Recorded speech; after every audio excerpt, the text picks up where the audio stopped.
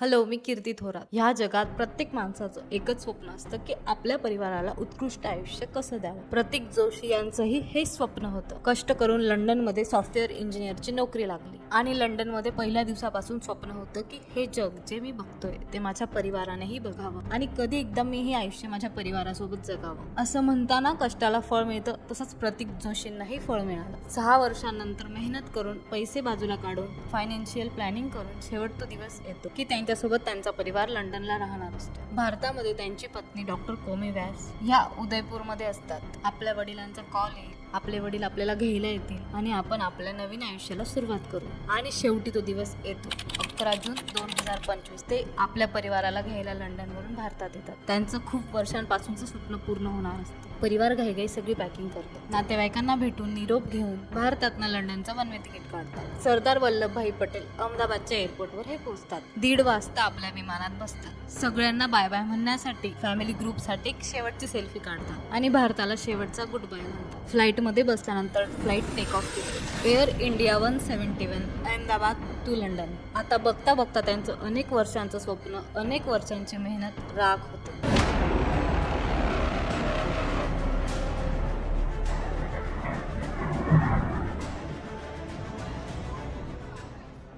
Air इंडियाच्या 171 अपघातामध्ये 242 लोकांपैकी 241 लोकांनी आपले प्राण गमावले. 241 लोकांची अशीच काही ना काही गोष्ट असेल जी मनाला चटका देणारी आहे. अनेक लोक कदाचित पहिल्यांदा लंडनला जात असतील. अनेक लोक खूप कष्टानंतर आपलं स्वप्न पूर्ण करण्यासाठी लंडनला जात असतील. अनेक लोक खूप वर्षानंतर आपल्या परिवाराला भेटायला जात असतील. तर काही लोक आपल्या परिवाराला सोडून लंडनला कष्ट करण्यासाठी जात असतील. ते म्हणतात ना, घर बनवण्यासाठी सगळ्यात आधी घराला सोडावं लागतं. अशा असंख्य गोष्टी आपल्या 241 पॅसेंजर्सच्या आपल्या कानावर पडतात. मग सगळ्यांच्या मनात एक संताप उद्भवतो की याचा नेमका दोष कोणाला द्यायचा. काही लोक एअरलाईनला दोष देत आहे, तर काही लोक सरकारला दोष देत आहे, काही लोक पायलटला दोष देत आहे, तर काही लोक नशिबाला दोष देत आहे. मात्र नेमकं काय घडलं? का एअर इंडिया 171 प्लेन क्रॅश झालं?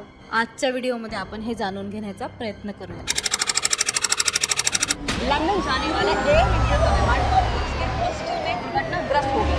गुजरात के अहमदाबाद में गुरुवार यानी 12 जून 2025 को बड़ा विमान हादसा हो गया। दूर तक धुएं का गुबार दिखता है।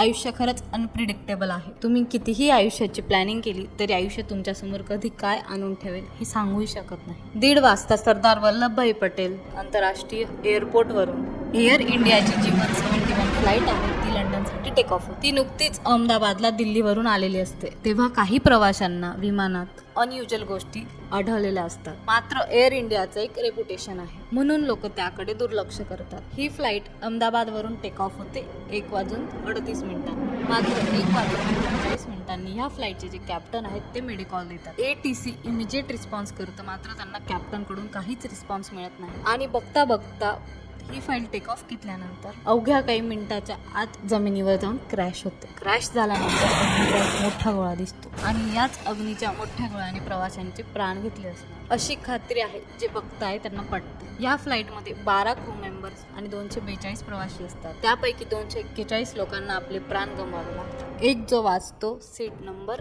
11A. 11A कसा वाचला यावर सगळ्या लोकांनी आपलं वेगवेगळं मत मांडलंय. काही लोकांचं म्हणणं आहे की त्याने प्लेनवरून उडी मारली. काही लोकांचं म्हणणं आहे तो नशीबवान होता. मात्र देवाचा एक चमत्कार म्हणा की एवढा मोठा अपघात झाल्यानंतरही त्याला फक्त काही खरचटल्याच्या जखमा दिसत होत्या आणि तो चक्क आपल्या 2 पायांवर उभा राहून ॲम्ब्युलन्स जवळ जात होता.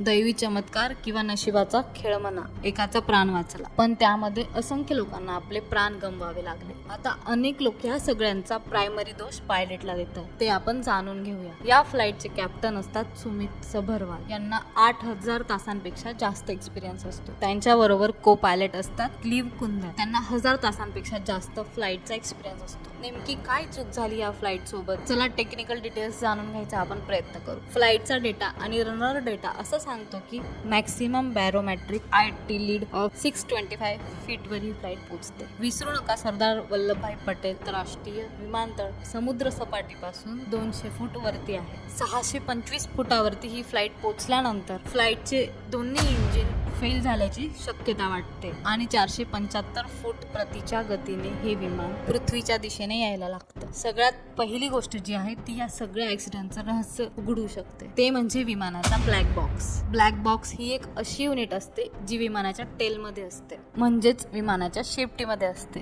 विमानाचा जो डेटा आहे हा स्टोअर करत असते. फ्लाईट क्रॅश व्हायच्या वेळी दोघी कॅप्टन एकमेकांसोबत काय बोलत होते हे देखील रेकॉर्ड होतं. याच बरोबर प्रत्येक इक्विपमेंट काय डेटा स्टोअर करतं हे देखील रेकॉर्ड या ब्लॅक बॉक्स मध्ये होतं. त्यामुळे एअर इंडिया 171 नेमकं रहस्य काय आहे, जगासमोर येण्यासाठी ब्लॅक बॉक्सचं मिळणं अत्यंत महत्वाचं आहे. दोघी इंजिन तेव्हाच फेल होण्याची शक्यता जास्त असते जेव्हा दोघी इंजिनला बर्ड स्ट्राईक करतो, अर्थात पक्षी इंजिनच्या भागामध्ये कॉन्टॅक्ट झाल्यामुळे इंजिन फेल व्हायची शक्यता असते. याशिवाय विमानाचं एक इंजिन फेल झालं तर दुसरं इंजिन टेम्पररी सांभाळू शकतं.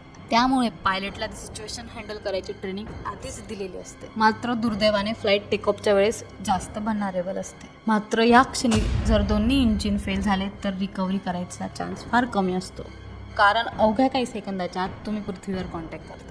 यामध्ये सगळ्यात जास्त दोष पायलटला दिल्यानंतर जो ड्युअल इंजिन फेल्युअरचा मुद्दा आहे त्यामध्ये दोन्ही बर्ड स्ट्राईकने होऊ शकतं, किंवा मेंटेनन्स प्रॉपर केली नाही किंवा चेकअप प्रॉपर झालं नाही तर होऊ शकतं. ही खरंच दुर्दैवी घटना आहे. आताच कोणाला दोष देण्यात काहीच अर्थ नाही. एअरलाईनच्या स्टाफने सिक्युरिटी अधिक प्रभावीरित्या घ्यायला पाहिजे होती. 100% हा अपघात टाळता आला असता. दुसरं एक कारण यामध्ये असं असतं की विमान वेट. बऱ्याचदा जर विमानात अतिरिक्त वेट झालं तर याचा लोड इंजिनवर पडतो. इंजिनवर अतिरिक्त लोड आला तर इंजिन फेल व्हायची शक्यता असते. यामध्ये एक्सपर्ट्स असं म्हणत आहे विमानामध्ये फ्युएल कॅपॅसिटीपेक्षा जास्त होतं, कदाचित सामान कॅपॅसिटीपेक्षा जास्त होतं. प्रॉपर वेट मॅनेजमेंट झाली नव्हती म्हणून दोन्ही इंजिनवर लोड आला. दुर्दैवाने इंजिन फेल झाले. तिसरा दोष जातो बोईंग कंपनीकडे. तुम्हाला माहितीये बोईंग कंपनीला आतापर्यंत विसल ब्लोअर्सने अनेकदा एक्सपोज करण्याचा प्रयत्न केला. ज्यांनी आपले प्राण गमावले त्यांचा चेहराही तिथे आयडेंटिफिकेशनला उरला नव्हता. असंख्य DNA टेस्ट करून त्यांची जी आयडेंटिटी आहे ती प्रूफ करण्यासाठी सध्या यंत्रणा प्रयत्न करते. यामध्ये VIP लोक सुद्धा होते, विजय रुपानी देखील होते. अशा असंख्य लोकांनी तर आपले प्राण गमावलेच, पण जिथे ते प्लेन क्रॅश झालं BJ मेडिकल कॉलेज मधल्या भविष्याच्या डॉक्टरांना देखील आपले प्राण गमवावे लागले. दुपारी 1:15च्या दरम्यान जेव्हा फ्लाईट मेडिकल कॉलेजच्या जवळ जाऊन क्रॅश झाली तेव्हा तिथे लंच चालू होता. मेसमध्ये असंख्य विद्यार्थी होते आणि दुर्दैवाने हे प्लेन जाऊन तिथे क्रॅश झालं. त्यामुळे फ्लाईटच्या 241 पॅसेंजर, 12 क्रू मेंबर्स बरोबर दुर्दैवाने तेथे जेवत असणाऱ्या 50 ते 60 स्टुडंट्सलाही आपले प्राण गमवावे लागले असा सध्या अंदाज वर्तवण्यात येतोय. या घटनेत 300 पेक्षा अधिक लोकांनी आपले प्राण गमावले. या फ्लाईटमध्ये तर भारतीय होतेच, मात्र असंख्य फॉरेनरही होते. या फ्लाईट सोबत नेमकं काय झालं हे येणाऱ्या काळात आपल्याला कळेलच, पण सरकार, यंत्रणा आणि एअरलाइन्स या मुद्द्यांना गांभीर्याने घेऊन अशी घटना जगाच्या पाठीवर कुठेच नाही घडली पाहिजे याची खात्री घेतली पाहिजे.